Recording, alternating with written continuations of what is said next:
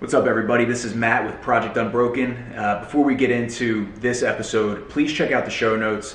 I have links to a lot of cool free resources, a free ebook. It's a full tutorial to beginners kettlebell training. It's a really great way to get into shape if you're trying to move a little bit more, build some strength, whatever your athletic goals are. This is the best place to start, in my opinion. I was selling this for a while. It did really well. And now it's free, so go take advantage of that. Also in the show notes, I have my favorite meditation apps, my favorite breath work beginners tutorial in there. And I also have a link to my Minect account, which is a really cool way to get in touch with me, whether you want to have a phone call or just shoot me a text message. If you have a specific question, I'll get back to you within 24 hours. It's been a really fun way to connect with you guys because life's crazy. It's not always easy to get back to every comment or every email, but with this, I will get back to your question within 24 hours. So again, all that's in the show notes. Check it out. As we've talked about in our last couple of videos, life moves on after addiction. And one of the things that I have really come to realize is that while my problems aren't the same as they were while I was in my addiction or, through the heavier parts of my recovery process, the problems generally that show up in my life are very similar. The issues are similar, the causes are similar, the conflicts are similar, the anxieties, the triggers, all of that, none of that stuff really changes, no matter how far away we get from our addiction. And now I don't even know how. It's been 17 years, I think, since I was in my active heroin addiction. So in a lot of ways, you forget about that stuff. Maybe not 17 years. 15, 16. Either way, it's long enough. Life looks so different now than it did then that I forget the day-to-day struggles a lot of times. But again, they just show up in a different way now. And I think what is really special about, and this is going to sound weird, but having the opportunity to go through addiction, to hit rock bottom, to be forced to look at real ways to solve these problems, I think it truly is a gift and it is a blessing. Because I'm 40. I just turned 40 in May. And in a lot of ways, I don't feel like I truly fit in with a lot of my peers in society. I don't look at the world the same way, and I don't handle my problems the same way. I don't do most things. I don't do like the people that I see that are in a similar situation to me. I'm 40, married, 4 kids, and our thought processes are just clearly different. And I feel so grateful for that because of the things that I've learned through my addiction. And if you're going through your addiction right now, I want you to keep that in mind. Not to say like, oh great, even after I solve this problem, my life is just a series of more problems down the road. But I want you to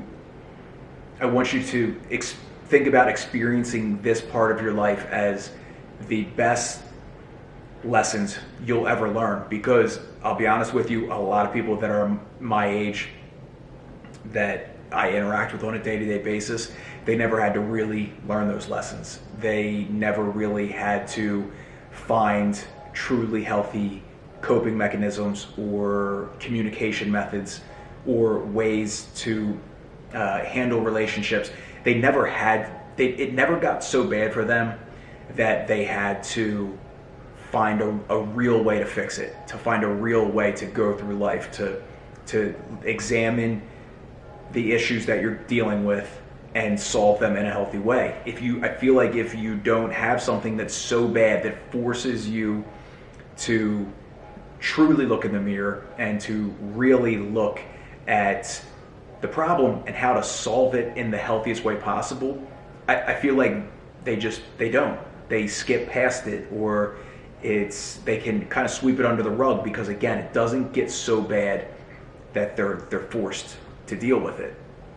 And I think it's such a blessing. I really, really do. And if you're going through that right now, I'm sure that's hard to comprehend because, I remember when I was in the midst of my addiction, at rock bottom, through the hard parts of recovery, I remember being so mad at myself. Like, why did you get yourself into this? Like, what? Like, you knew it was going to be hard, and I really held a lot of shame and anger at myself because I just thought I was stupid for putting myself in that situation. And I guess in a lot of ways I did do a lot of stupid things. But I think in certain ways the universe gives us what we need to achieve the life that we want to live. And I don't want to get too metaphysical on you, but I do think that we come to this earth with a certain set of goals and expectations and a plan for what we want to do while we're here. And that might be a little bit out there for you guys. And it's a little bit out there for me, but I've seen some weird stuff in my life.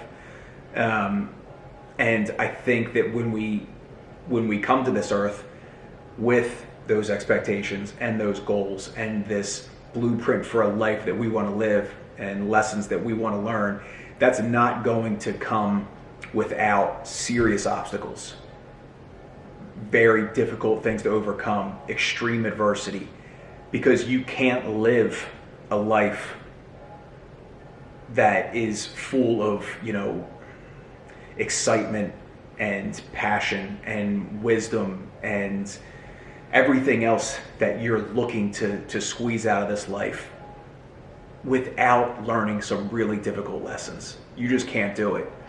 And while it seems extreme, it is extremely difficult. It's really hard to go through these things. It's really hard to learn these lessons. It's really hard to see yourself cause other people pain, cause yourself pain. It's to lose people, to ruin relationships. But on the other side of that, after you learn those lessons, you can really help people. You can truly love people. You can really have incredible relationships because you learned what not to do the really, really hard way. And I think it's if you're going through those most difficult times right now, I think it's just, you have to understand that one day you're going to be appreciative of these times. Now, if we can get to something that is a little bit actionable, if you are in that position right now, if you are at rock bottom, if you are at the beginning of your recovery process, if you're not sure if you're going to make it, we get a lot of comments that are like, I'm 3 days in, I'm 2 weeks in, I don't think I'm gonna get past this. It's getting too hard. I want you to keep in mind that is only going to prolong your progress of getting where you are destined to go. And, while I just said that when you come here potentially with this plan for this life you want to live, and life throws you these lessons that you need to learn, these adversities that you need to overcome, it is difficult. Not everybody's going to do it. And, maybe you don't do it in this lifetime. But if you are at that position, if you know that life is becoming unmanageable, that something needs to change, if in the beginning it's all fun. We all know this. Like, we start drugs, a lot of us, either to feel better about a certain situation or just to have fun or to alleviate anxieties or lower our inhibitions, whatever it is. It's not fun forever. And if you're at that point where it's not fun anymore, but you're scared to get off, you're scared of the pain of withdrawing, you're scared of being sick, you don't want your family to find out, and they're going to find out if you're sick, and you can't miss work and all that stuff. Those are all very legitimate concerns and issues.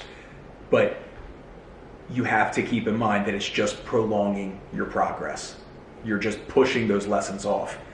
And unfortunately, I know a lot of people that have just never faced the music, and they're still living that life that is, it's 100,000 times more difficult to live that way than to get through the difficult parts, get through the difficult year, I'll say, of tapering off your maintenance program, of going through the physical withdrawal symptoms, the acute withdrawal symptoms, and putting in the work, trying to find somebody to talk to, whether it's a therapist or a loved one or somebody that can help you work through these situations, learning about how other people are overcoming their addictions like you're doing right now. It's just the sooner you start, the sooner you're going to be in a place where you can benefit from the difficulties that you're facing now and that you're going to face over the next couple weeks, months, years. And then just keep in mind, like, when new problems show up, as they will, you're going to have more tools in your tool belt to deal with life than anybody you know, and the quality of your life will benefit greatly from that. It's, again, now that I'm however many years away from the truly hard stuff that you might be going through right now, I can't explain how grateful I am for going through it and learning the lessons that I learned going through it, despite how incredibly difficult it was, how I thought I ruined my life, how I really hurt people that I cared about. It's, again, that's part of life. And it's, other people do those things to us too. It's part of the human experience. I've made apologies. I've had people apologize. It's water under the bridge. I really think that we are here to experience something beautiful, and you are in a position right now to, I think, it's my opinion, you are in a position to really be able to experience the highs and lows more than most people ever will.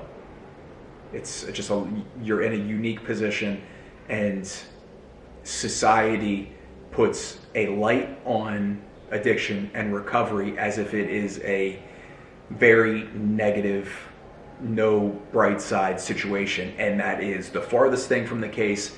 That I couldn't stress that enough. The people that I know who are going through addiction and recovery, again, it's not just substance abuse, it's life can throw, as I'm sure you guys know, a whole list of really difficult situations our way, and our ability to overcome those things sets us up for a truly beautiful life. And keep going. I mean, I remember that was after the third or fourth time that I relapsed, something like a light bulb went off in my head, and it was just that. I would get 3-5 days in, a week in, maybe 2 weeks general. I think that happened like once. And then I was like, okay, I got far enough away, like maybe I can just, lying to myself, maybe I can just dabble, once a week or just on the weekends. And then of course it's back into a 7-day-a-week situation very quickly, as it always is. But the last time, something clicked in my head, and it was, I saw my life as a straight line, from birth to death, and wherever I am, I'm kind of moving closer this way as I hit 40. But at that point where I knew that my addiction had become unmanageable, I knew that every time that I started my recovery process and I would get this far away, when I relapse, I have to go back to that position, and then I have to learn all those lessons again. And if my goal was to be here, happy, successful in love, a family, a house, whatever your vision of success is. Every time I relapsed, I'd have to go all the way back to that starting position and start over again. And the last time I was like, oh my God, what am I doing? Like, just go through it. Just go through it now. Learn these lessons. And it might feel like you're not ready for it. And there's always going to be an excuse. Like I said before, you don't want your family or your boss or whatever to find out. I will tell you this, in the grand scheme of things, none of that matters. You have to live this life for yourself, not for them. You go to sleep alone in here. It's just you. It's just you and your thoughts. We die. It's just us. That's all we have. Nobody else is walking with us through those dark times. Not truly. People can support us. People can help us. Nobody is with you like you are with you. And it's, I have conversations with myself, and again, the relationship that you'll develop with yourself through this process over these next couple of years, you become your favorite person. You become your best friend. And I probably sound like I'm schizophrenic right now, but I mean, when I was going through the hardest parts of it, through my addiction, I would look at myself in the mirror and I'd be like, I fucking hate you. You're a piece of shit. Looking at myself right in the eyes. And that has changed so much after going through these, difficult situations and making good decisions for myself over and over and over again. I stopped looking at myself like I was a piece of shit, and I stopped making decisions in my own worst interest, because I started to see, like, all right, this guy's not bad. He's starting to make the right decisions and to move us in a better direction. And it's just, you develop this relationship with yourself where you can go to bed and be happy with yourself. And hopefully at the end of your life, you can be happy with yourself. But you can't put this off any longer because of what somebody else is going to think about it.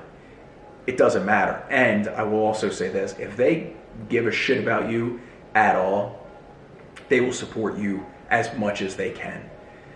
And not everybody has that. And not everybody will support you. Some people will maybe kick you out of their life. And that's fair too, because as an addict, I know that I wouldn't trust myself back then. I wouldn't allow my old self in my life today. Not even close. So you have to be willing to accept that fact and then grow from that point. And to be honest, the second point with that is while you may think they don't know exactly what you're up to, they might not know exactly what's going on with you. A lot of people that care about us when we're at our worst, they won't allow themselves to believe that it's as bad as it is, but they know something's not right. And it's especially if it's somebody that you're really close with. If you're lucky enough to have a great relationship with your mom or dad or siblings, or even a romantic relationship that you're trying to hide whatever you're going through. If you're trying to hide that from them, they know something's up. They might not know it's as bad as it is, but I think when I had to reach out to those people and let them know, like, this is what I'm getting ready to go through, just a heads up. When I told them that, there was a sense of relief on their part. They were relieved to know that there was, like, they figured it out. They were like, I knew something wasn't right. I didn't know what it was. I didn't want to make assumptions.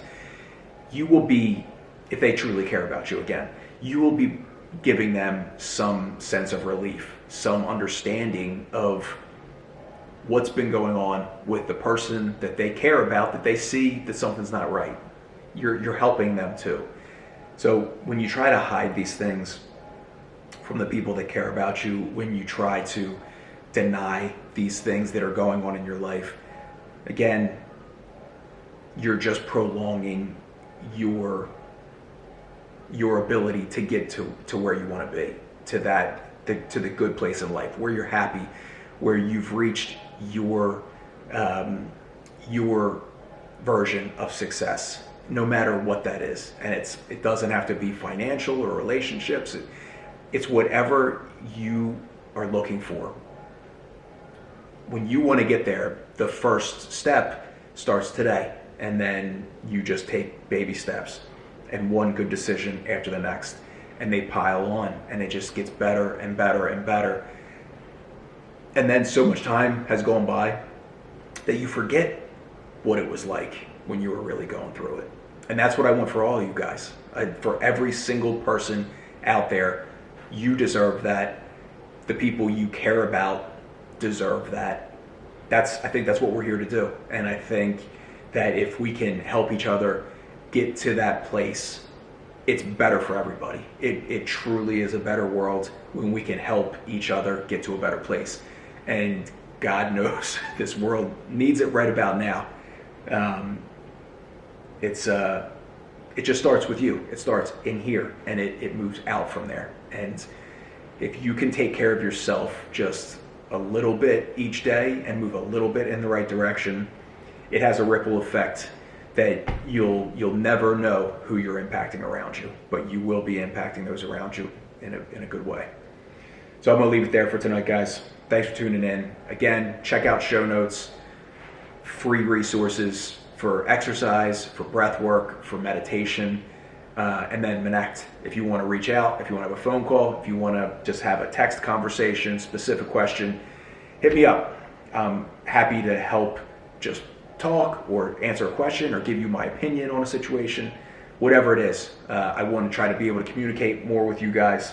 And then I've been in contact with Greg. We're supposed to be catching up here in a couple weeks.